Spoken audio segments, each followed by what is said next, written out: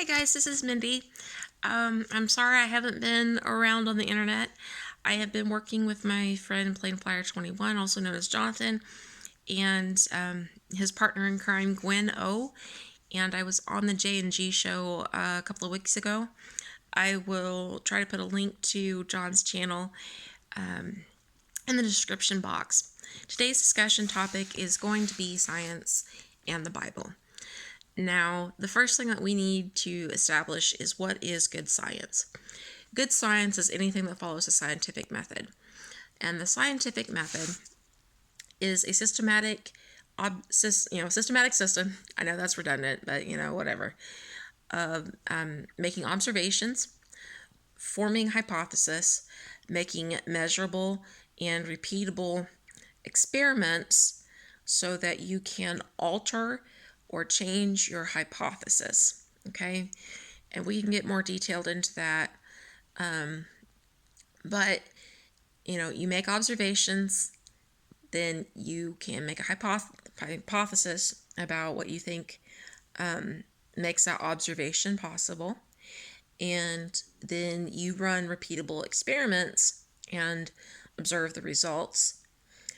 And then you can change your hypothesis, okay? So a theory is supposed to be something that has been tested and shown to be repeatable, have repeatable results. Okay, a law is something that we know is happening or is in play. Like we have, I'm trying to think of one off the top of my head, but like the laws of physics, what goes up must come down, stuff like that. Okay, so laws are things that are happening that we know for certain that are going on. Theories are things that are supposed to be observable, that we see, but we can't prove beyond a shadow of a doubt, okay? That there's instances where the results aren't quite the same. We see it most of the time, but maybe, that one time, 99 times, it is repeatable and we can observe it. But that one time in 100 where we get results that are sometimes different. Okay, so that would be something in a theory type zone. All right. So, the reason I am discussing all of this is to say that there are things that we can see are good about science. Anything involving the research practices involved in the scientific method, for me, is going to fall in the category of good science. Anything that falls outside the perimeters of the scientific method is not good science. So the biggest thing that we're going to see that is related to biblical research that does not fall in the parameters of the scientific method is evolution. We cannot see nor observe evolution in practice. It's a wild theory that's out there. It cannot be proven. It cannot be observed. And we are teaching this to our children in schools. It's mandatory teaching in textbooks. And we are preaching it like it is the God's honest truth, when the hard, cold truth is the fact that we can't observe it. Okay? Now, what can we observe in our environment? What we can observe is that mutation is bad. Okay? So, if you're doing research to prove whether mutation is good or mutation is bad, the thing that we observe is that babies with gene duplications or gene deletions are generally not compatible with life. Okay? In a mild case, you may have somebody that has something like Down syndrome. Okay? Those children have heart disease that is generally, people with Down syndrome generally don't live past middle age because there are heart problems and metabolic issues that happen with that problem. Okay? We have things as severe as Cornelia de Lange syndrome, where if a baby makes it to full term, they are not going to live out the year. They're born with severe heart defects that are not compatible with life. They generally have what's called a crab claw hand, where they maybe have two fingers and a thumb. They have failure to thrive, which means that they're not able to grow, and there's something going on where their metabolic processes to absorb nutrients are just not working right. Okay, so in gene duplication, that is where when a gene is unzipped during replication, an extra gene is added so that you get an extra copy of information being made. Okay, gene deletion is when that DNA strand is unzipped, that a gene is left out, and so there's information missing. All right. So, and I'm going over this because mutation is supposed to be the basis for evolution. And, they're saying that, well, this lizard, it had a mutation that its front forearms went from being front forearms or paws, whatever you want to call them, to being chicken wings. And let's think this through for a moment, okay? If a wing is developing from a front forearm, front leg, it's going to be a useless stub for quite a few generations before it mutates into a useful wing. And if you are a little small lizard and you can't run and you can't fly, what's going to happen? You're going to die. You're either going to be food or you're not going to be able to feed yourself and you're going to starve. Okay? But we're teaching school children that evolution is fact. Okay. So, what is something else that we can observe about the world around us? A thing that we can observe is that we have common design elements across species. So what I'm talking about there is that, like in your arm, your forearm, you have an ulnus and a radii. Okay? The radii is the bone that is connected to your thumb that rotates around the ulna. And the ulna is the bone that has your elbow attached to it. Okay? So we see that in humans, we see it in primates, we see it in, dogs and cats. Now, in four-legged animals that run on their front legs, of course, it's going to be formed a little differently. But all of us have two bones there, okay? And it's a common design element, all right? In mammals and lizards and reptiles, there are a lot of similarities in design. We have, a head, a trunk, upper limbs and lower limbs. And of course, mammals and reptiles are going to have tails. But the spine design is often very similar. The vertebrae in the spine are very similar across species. These are common design elements, okay?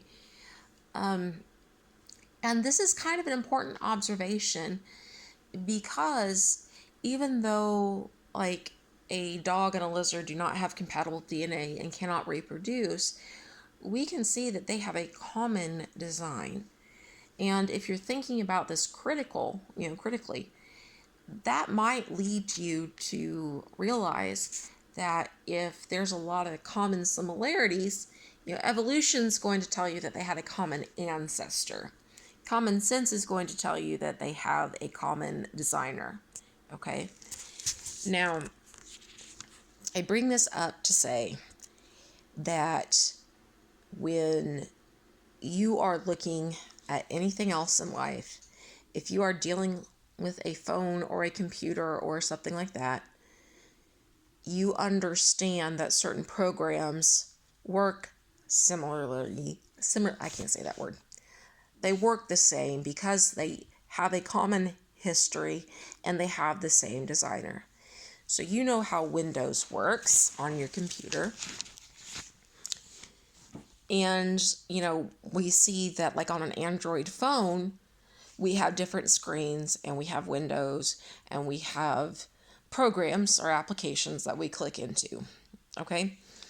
Now, they may not have the same name tag, I guess, but we know that most computer programs are designed or are based off of a function like Windows. Okay?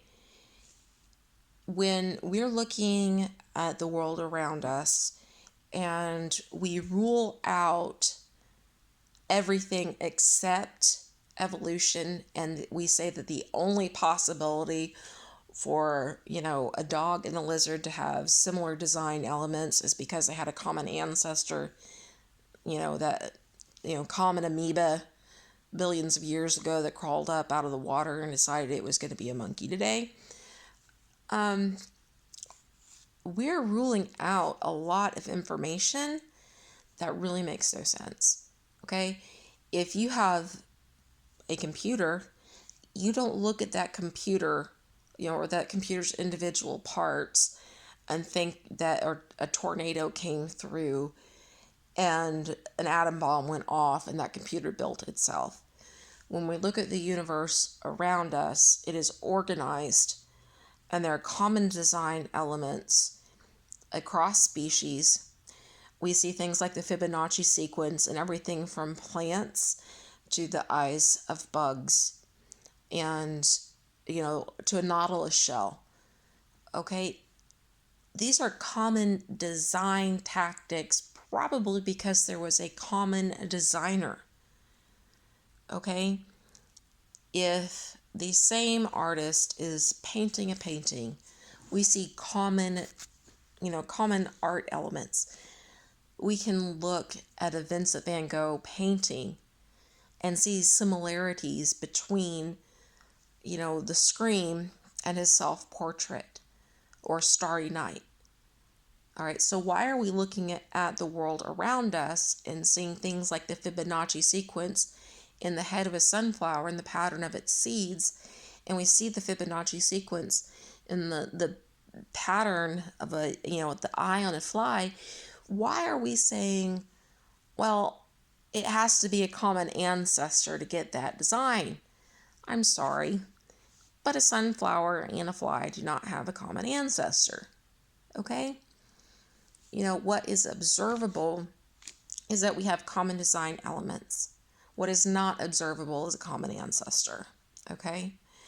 Now, being honest, we can't necessarily observe a common designer.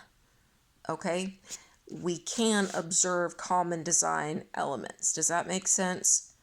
So I can hypothesize that there is a common designer, but I cannot, until Jesus comes back, I may not be able to observe the designer himself. Okay? So another thing that when we are looking at evolution, they're promoting mutation as the way that everything got to where it is. And they're saying that we are getting better and better and better. Guys, we're not getting better and better. My grandmother lived to the age of 93. She was functional till the age of 89, still driving herself and planting a garden every year. She did not have anything other than skin cancers from being out in the sun. And she had a pacemaker because her heart beat funny on occasion. My mom, who is in her mid-60s, she's already gone through cancer. Okay? My sister and I both have autoimmune disease. My dad passed away of heart disease. Okay? Growing up, I had all four of my grandparents, and all four of those grandparents lived past their 80s. The grandparent that I lost, the youngest, was 82, and the rest of my grandparents made it over the age of 90. All right. So, but me and my husband's, or my parents' generation, my dad only made it to 59. And my husband's parents, his mother died at 58 or 59. And his dad recently passed away at the age of barely 63. All right. So, even, and this is just observations from my own family. We're not getting better with time. Okay. Our nutrition may have improved, so things like getting taller or something like that might be observable. But, I had an infusion yesterday because I'm anemic. And the room was full of cancer patients getting chemotherapy. We're not getting better with time. All right, guys. So, that just observations that I'm making. All right. Another thing that we do not observe is a clear geologic column. This is something that's taught, that we have things like clams at the bottom, and we have things like dinosaurs in the middle, and we have things like humans at the top. The truth of the matter is, this is a flat out lie. Clams are found all the way through this, quote, geological column. And matter of fact, you go to any creek here in Missouri, you're going to find clamshells in it. If you go out to the ocean and you dig down in the sand, you're going to find clams. Okay? You go to the top of Mount Everest, you're going to find fossilized clamshells. This is not evidence of a geologic column. Okay? When you research the geologic column, you are going to find pictures of petrified trees standing up through layers of what is supposed to be rock. Okay? This does not indicate that a tree stood still for 2 million years while those layers of sediment were laid down. What this could indicate, and that we can observe when we have floods or simulate floods with sediment, is that when the water sloshes back and forth, things settle, the dirt settles out of it in layers. So we can observe the Grand Canyon and say it has layers. It could be possibly laid down through water sloshing back and forth like we see in the flood. We can observe that when Mount St. Helens blew, and there's, I believe, a little place called Turtle Creek, there was a natural dam that happened, and one night, overnight, this natural dam that formed broke, and a flash flood happened, and all of a sudden you have a mini Grand Canyon forming over 9 hours due to traumatic flooding. All right, this is observable. We know, like, people were there the day before, they were there the day after.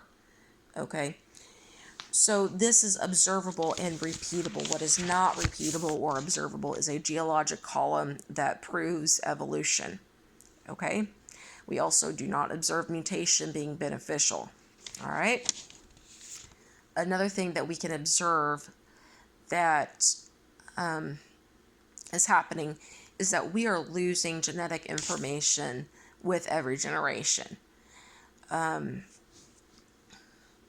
It's just a thing that's going on. I breed bulldogs, okay? And when you're breeding dogs, you're breeding out traits, okay? So a bulldog does not have as much genetic information as, say, the dog that came off, the male and female dog that came off of Noah's Ark. The pair of dogs that came off the Ark could have been a wolf-like ancestor that carried all the genetic information that, for size, goes from Chihuahuas to Great Danes. But a bulldog does not have the information to have a long tall legs like a Great Dane, and it doesn't have the information to be small and skinny like a Chihuahua, okay? It has lost genetic information. Now, if you have seen anything on creation, you understand that we are a copy of a copy of a copy of a copy of a copy, okay? And when sin entered into the picture, our genetic information was damaged, okay? So the only copy of information that we had passed on to us was already damaged by sin, okay? And as we can observe, that we're not perfect. We die. We have health problems, okay? We can observe that when we live unhealthy lifestyles, that we're going to die sooner, okay? So the wages of sin is death. We can observe this in our daily lives. If you drink alcohol like a fish, you're going to wear your liver out and you're going to die. If you are a glutton and you eat Big Macs until your arteries clog up, you're going to die, okay? If you live according to the principles in the Bible, where you have an active lifestyle, you eat a healthy, well-balanced diet, you eat clean animals that are processed in a way that is clean, okay? You know, you follow the instructions in the Bible for obtaining your meat, you are going to live a longer life because you are living a healthy, clean life. You're living a life of balance. These things are observable. So I'm going to stop this video here, and hopefully I'll get this uploaded soon. I'm going to do another scientific video next, so stay tuned. Much love and many blessings out there. Bye-bye.